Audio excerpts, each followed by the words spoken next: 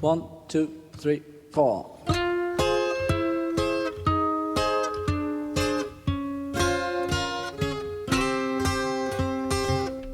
At the beginning of 1966, the British music press seemed unusually confident about one thing. The Beatles' new song Michelle wasn't just getting good reviews, it was already being talked about as something more significant, with some suggesting it might follow the same path as Yesterday. But more than half a century on, Michelle occupies a rather different place in the Beatles' catalogue.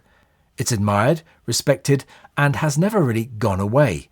Yet it never quite became that kind of cultural reference point people at the time seemed to expect. So in this video, I want to look at why.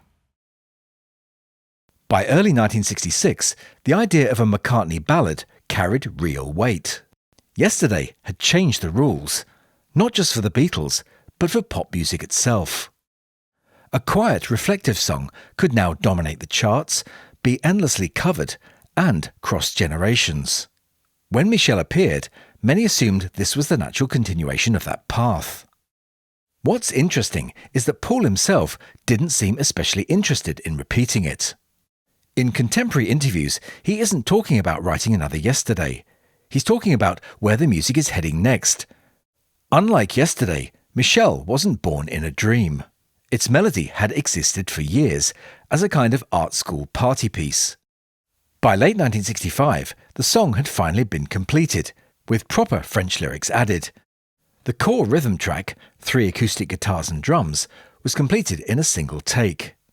Michelle also became the only song on Rubber Soul to exceed the 4-track limit, requiring a reduction mix so further overdubs could be added. Vocals were layered and double-tracked to create a rich, almost classical finish. Everything about Michelle points to control, refinement, and intention. It's beautifully made, but it's also emotionally contained. Ironically, the most spontaneous moment in the entire recording may be Paul's bass part. He's spoken many times about discovering that descending, almost classical bass line during the session itself, something he hadn't imagined while writing the song on guitar. That moment excited him. He's described it as a real turning point, realizing what the bass could do melodically. And for many musicians, that bass line remains the most admired element of Michelle. The original session tape also tells a different story about the song's ending. We're used to hearing it fade out on the album, but the take doesn't stop there. After the point where the release version begins to fade, the band simply keep playing through the final chord sequence for another 11 seconds.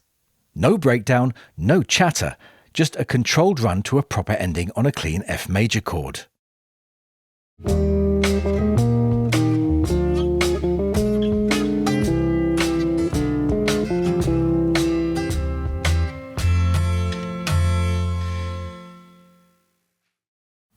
Michelle had an unusual release history for a song that was talked about so much at the time.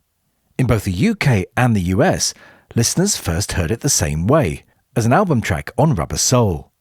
In America, though, Capitol always did their own thing. Only a few months earlier, they'd taken Yesterday off Help and put it out as a single, something EMI never did in the UK, and it became a huge hit. But interestingly, Capitol didn't try the same thing with Michelle.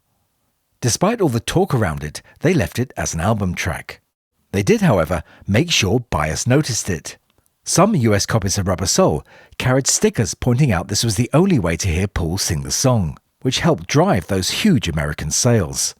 So for both British and American fans, Michelle was ultimately presented as something you discovered on the album, not a song competing on the singles chart. Where things differ is outside those two markets. In several other countries, Michelle was released as a single, and EMI even pressed a UK-made export edition for overseas use. So the industry clearly believed in its single potential, it just didn't fit the Beatles' policy at home. In early 1966, Michelle even reached number 1 in the UK via the Overlanders cover, with a competing version by David and Jonathan also in the charts. At the time, Michelle felt everywhere. In the United States especially, the name itself surged in popularity in 1966, one of those small cultural signals that tells you just how popular the song really was. Another revealing detail is that the Beatles never played Michel live.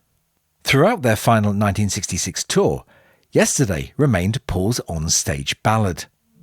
The first time he performed it publicly wasn't until 1973, and even then it appeared as part of an acoustic television medley, not a concert centerpiece.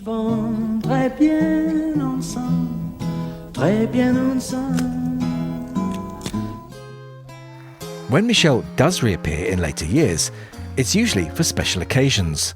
In Paris, at the White House, or in moments where the song's name and sentiment carry symbolic weight.